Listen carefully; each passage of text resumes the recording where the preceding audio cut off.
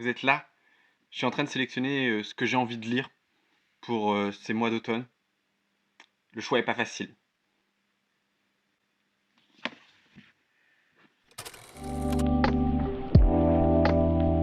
Hola! Hola et bienvenue dans cette nouvelle vidéo avec une grosse vibe automnale. Je sais que vous aimez ça.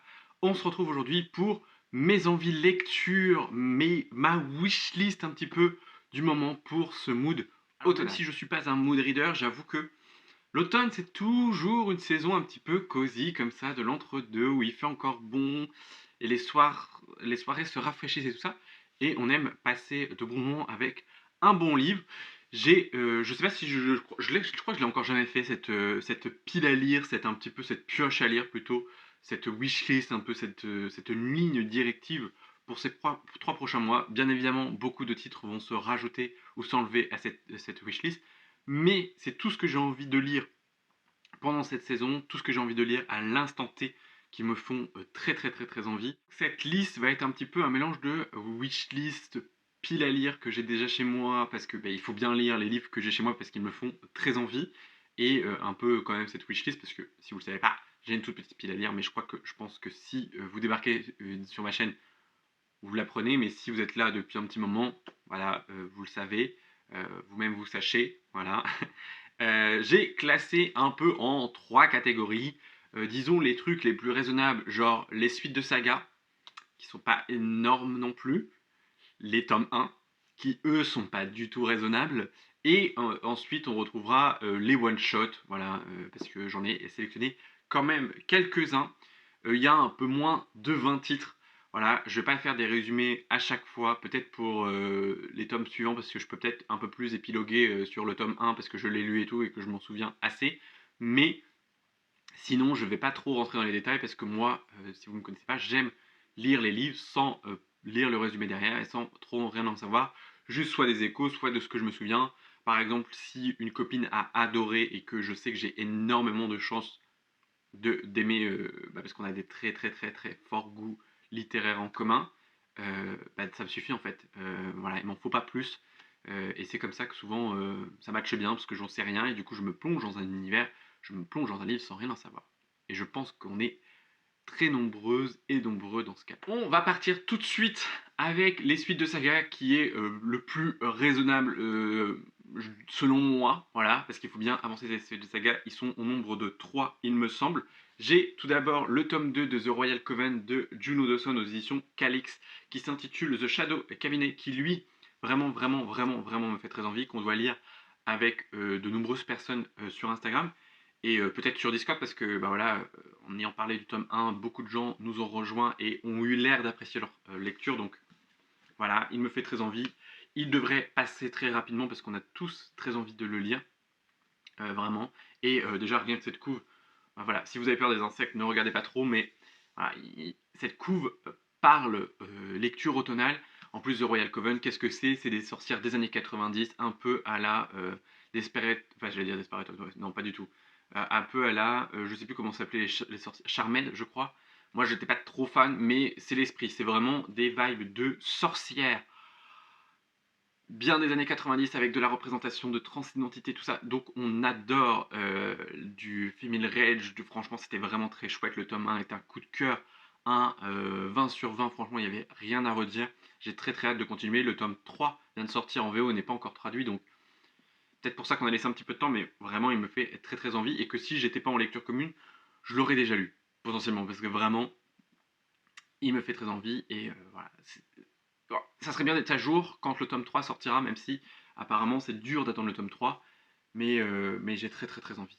Et j'hésite même à me racheter les versions collector de ces éditions, mais ça serait pas très raisonnable, mais peut-être un jour, on sait jamais, sur un malentendu. Le deuxième titre pour cette sélection, c'est le tome 2 de Fleur de Bastion et le Renard Masqué, qui s'intitule Les Chimères de Jolan C. Bertrand, qui est édité chez l'École des Loisirs dans leur collection Medium, que j'ai lu le tome 1 très récemment, qui rentrerait parfaitement pour le Poolverse Challenge, donc ça serait parfait. Si vous connaissez pas le Poolverse Challenge, n'hésitez pas à aller voir sur la chaîne. C'est un challenge très cool de SFFF francophone. Voilà, je le replace discrètement ici. C'est un tome 2. Je crois qu'il y a 3 tomes de prévus, je ne sais plus, mais en fait, il faudrait que je sois à jour parce que le tome 2 vient de sortir il n'y a pas très longtemps, voilà, donc puis c'est un jeunesse, donc ça se lit très bien et je serai à jour. C'est un peu, le but, voilà. Fleur de Bastion, on va y suivre, un jeune une jeune renarde et une, un petit souriceau. Franchement, c'était très cool. Il y a beaucoup de réflexion, il y a beaucoup de beaux messages, il y a beaucoup de réflexion et tout ça, et donc c'était très cool. De toute façon, Johannes et Bertrand, j'ai tout aimé de ce que j'ai lu de lui. Donc voilà, j'ai très hâte de lire ce tome 2. Ensuite, pour conclure une trilogie, mais pas vraiment parce qu'il y a des spin-offs, machin et tout ça, mais je pense peut-être potentiellement m'arrêter à ça, je ne sais pas, je verrai bien. C'est Burning Crown de Catherine Doll et Catherine Weber, qui est édité chez les éditions Bayard. Le tome 1 s'intitule Twin Crown, que moi j'ai adoré. C'est une romantasy avec deux sœurs jumelles qui vont devoir échanger leur place à un moment donné. Voilà, elles ne sont pas élevées ensemble. Il y en a une qui est une sorcière et une princesse, et du coup elles vont switcher. Et c'était vraiment trop cool. J'ai beaucoup aimé le tome 1. Je lis peu de romantasy, donc potentiellement c'est peut-être ça aussi qui a fait que j'étais quand même très bien embarqué. J'ai pareil beaucoup aimé le tome 2 et le tome 3. Disons que c'est un peu Kim de Everbooky qui m'a un peu freiné, un peu refroidi. Mais j'ai quand même envie d'y aller, j'ai quand même envie de le lire, voir ce que ça donne. Je sais qu'il existe en audio, mais en fait je me dis c'est ridicule parce que potentiellement je vais aimer et je vais acheter le tome derrière, donc c'est ridicule. Et en plus ça se lit très bien, vraiment, ça se lit, ça se dévore. Voilà, c'est de la romantasy pure et dure. Et je serai à jour, terminer une saga, parce que bon, après le spin-off, il y a un spin-off sur une des persos secondaires. Il me semble que, je sais pas si j'ai encore rencontré ou si je me souviens, mais voilà, moi j'ai beaucoup aimé le tome 1 et le tome 2, donc j'ai hâte de voir un peu ce que ça donne. Ensuite, nous allons passer avec les tomes 1. On va parler d'abord des tomes 1 qui sont dans ma pile à lire de base. Il y en a potentiellement que je vous ai déjà présenté, mais pour la plupart, je ne suis pas sûr. Il me fait très envie. Et pareil, c'est un mood très automnal, fantasy, voilà, école de magie, tout ça. Ça me fait bien envie. Et même si c'est pas, on va dire, trop un mood automnal, ils me font quand même hyper envie. Nous avons tout d'abord, vous l'avez vu très récemment, Pierre d'Angle, le tome 1 de Pascal Kivitger, aux éditions Rouergue, que je vais lire là tout très bientôt en LC avec plusieurs copines, notamment Emmeline et Cécilia, il me semble, et et Pénélope, je crois. Mais il y a tout un tas de personnes qui est hyper intéressées. Moi, j'aimerais beaucoup le lire pendant la semaine à 1000 parce que ça serait vraiment le moment, mais à voir. C'est écrit assez gros, voilà. La propagande de Lucie, de la chaîne Lucie Alu, a très bien fonctionné. J'ai très envie. Ensuite, dans ma pile à lire, il y a aussi le tome 1 de La justice de l'ancillaire de Anne Lecky. Le tome 1 s'intitule Les chroniques du Ratch, aux éditions Nouveau Millénaire. C'est une maison d'édition de J'ai lu, qui me fait très envie. Je crois avoir vu passer un intégral de cette trilogie.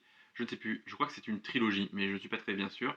C'est traduit de Patrick Marcel et c'est illustré par euh, le studio de création de J'ai lu. Il me fait très envie, j'en ai beaucoup entendu parler grâce à Marion de la chaîne Snowza.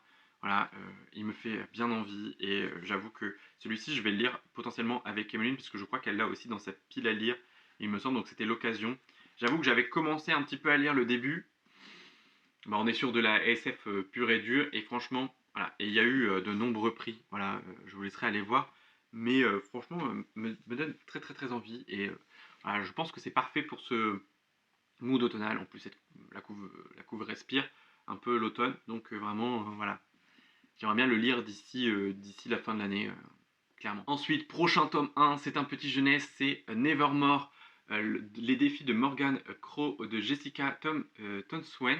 C'est aux éditions PKJ que j'ai très récemment acheté parce que moi j'ai lu les graphiques, voilà, j'ai lu les BD et j'avoue, ça m'a donné très envie. En plus, c'est écrit très gros, ça va se dévorer. C'est pile le moment pour le lire. École de magie, voilà.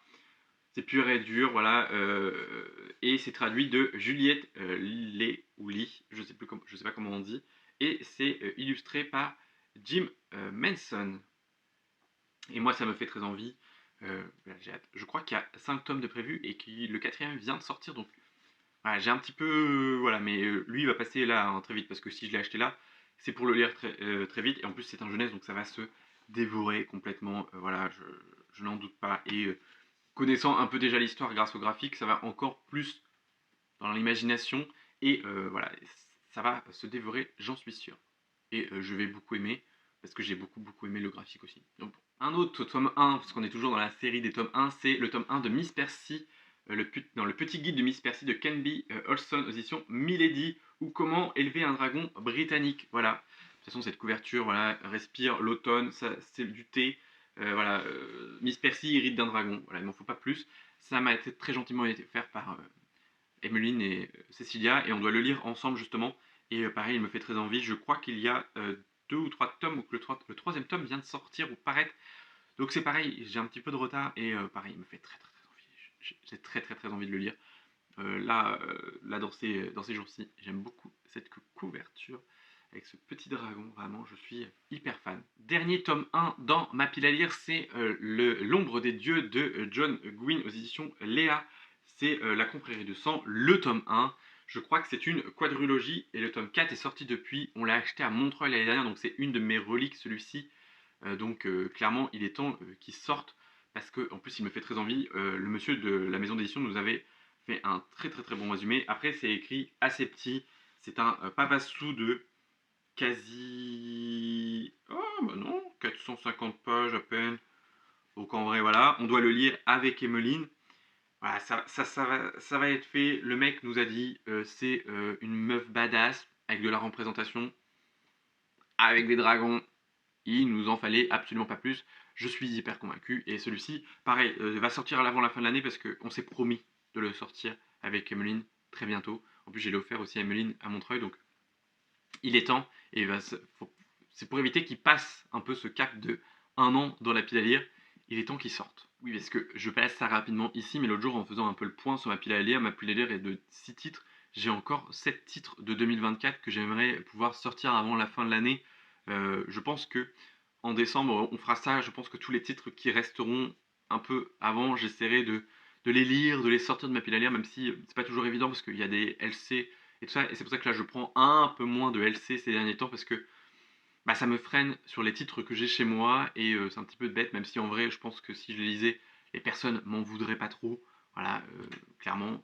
Voilà. Ensuite, en tome 1 que je n'ai pas encore en ma possession, ce que j'aimerais beaucoup lire, c'est Assistant to Villain de Anna Nicole Menher aux éditions Calix, qui me fait très envie, qui a été chaudement recommandé par Kim de Everbooky, mais que moi j'ai vu énormément de bons retours, qui me fait toujours très envie. Voilà, et j'aime beaucoup cette couverture.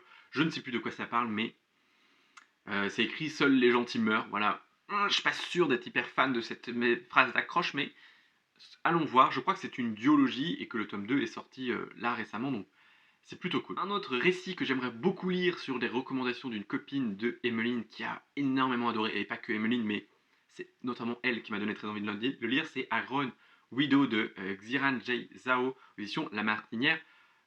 Fiction qui me fait très envie. C'est pareil, c'est une duologie. Enfin, il y a 2 tomes de sortie. Je ne sais pas s'il y a une suite encore, si c'est une trilogie, tout ça. Je me suis pas assez renseigné, mais ça me fait très envie. Et voilà, Emmeline on a énormément bien parlé. Et voilà, depuis j'ai envie. Donc ça passera pour cette lecture. Le prochain, c'est une duologie, c'est La Forge des Secrets de Trissa Lanvencheller de éditions Stardust, qui est tout simplement avec une héroïne qui est forgeronne avec de l'anxiété. Voilà, il m'en faut pas plus, j'aime beaucoup cette couverture. C'est une duologie, la duologie est sortie, donc je n'ai absolument pas de raison de ne pas la lire.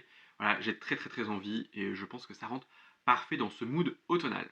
Bon, dernier tome 1, il me semble, mais je ne suis pas vraiment sûr que ce soit un tome 1, et peut-être que ce sont des tomes compagnons. C'est une petite romance, Mon ex et autres malédictions de Herring Sterling. Je ne connaissais absolument pas la maison d'édition, c'est Good Mood Dealer, qui est une petite romance avec une sorcière qui donne une malédiction à son ex, et finalement la malédiction se réalise, donc elle va devoir l'aider dans ses choix. Voilà, j'avoue, j'étais intrigué.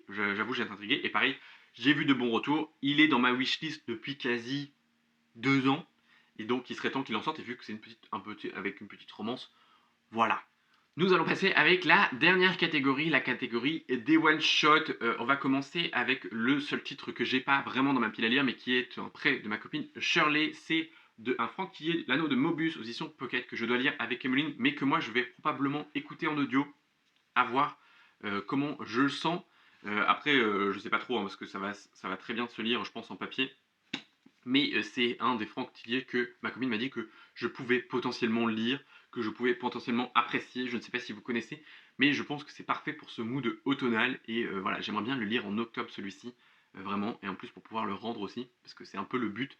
Et j'ai très très très envie. Donc potentiellement celui-ci, je l'écouterai en audio, à voir, parce que j'ai pas mal d'audio de prévu. Donc à voir comment je le case, mais voilà, il me fait très très très envie. Et je sais pas, à voir, j'ai envie de tester. Voilà. Et puis au pire, si j'abandonne, mais j'ai très très très envie de tester. Donc vous allez potentiellement le revoir probablement dans une palle d'octobre.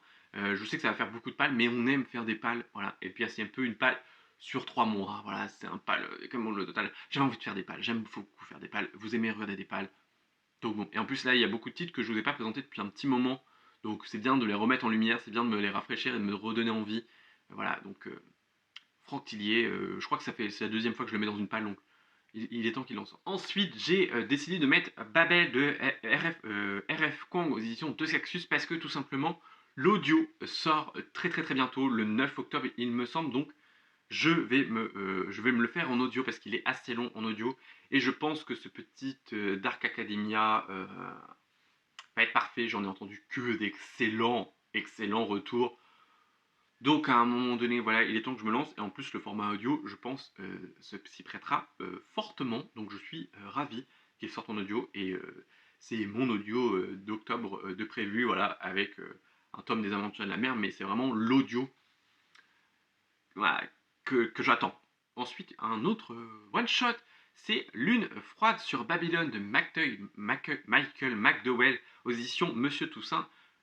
L'ouverture que je vais emprunter à la médiathèque parce que je sais pas trop si je vais aimer, mais on m'a dit que c'était un petit peu pipi caca culotte, c'était un petit peu terrifiant, c'était un petit peu angoissant. Je pense que c'est parfait pour cette saison et vu les retours, en fait, il me fait très envie. Et si j'aime bien, je pourrais potentiellement le recommander à ma copine Shirley parce qu'elle a lu Blackwater et a bien aimé, mais c'était pas assez horrible pour elle, voilà. Donc peut-être que celui-ci étant un peu plus dur, peut-être que ça pourra potentiellement mieux lui convenir. Et pour terminer, vraiment le titre qui me fait vraiment le plus envie, que là je cherche dans les, à chaque fois en librairie, et je suis allé plusieurs fois pour le trouver et je ne l'ai pas trouvé, c'est La petite boutique de sortilèges aux éditions Brajlon de Sarah Beth Durst. Voilà. Je pense que rien que le titre, la couve, le jaspage, tout respire l'automne. Voilà. Et il me fait très envie. J'en ai vu des très bons retours là, c'est récemment. Lucie en a très très très bien parlé. Elle m'a donné très envie. Et voilà. J'ai très envie de le lire. Et j'ai très envie de l'acheter. Mais à chaque fois, je tombe pas dessus. Donc voilà. Je vais devoir finir par le commander. Et voilà. Sur ce, dites-moi dans les commentaires s'il y a des livres que vous avez déjà lus qu'il faut que sortent absolument en priorité de cette palle d'automne, de cette wishlist aussi d'automne. N'hésitez pas aussi à me dire s'il y a des titres qui vous font envie aussi. Quel est le titre que vous avez plus envie de lire pendant ce mood automnal? Sur ce, comme d'habitude, n'hésitez pas à liker, à vous abonner parce qu'on est tout proche vraiment des 500 abonnés, donc ça fait vraiment chaud au cœur parce qu'il y a quand même potentiellement une grosse part de ma communauté qui regarde mes vidéos sans être abonné. On est sur de l'ordre de 40% quasi hein, sur les vidéos. Donc si une ou deux personnes charitables voulaient bien s'abonner, on passerait le cap fatidique des 500 et ça serait plutôt cool. Voilà. Et n'hésitez pas aussi à échanger dans les commentaires parce que voilà, c'est un peu le but de ces vidéos. Et moi je vous dis à très bientôt dans une nouvelle vidéo. Prenez soin de vous parce que c'est important. Bye.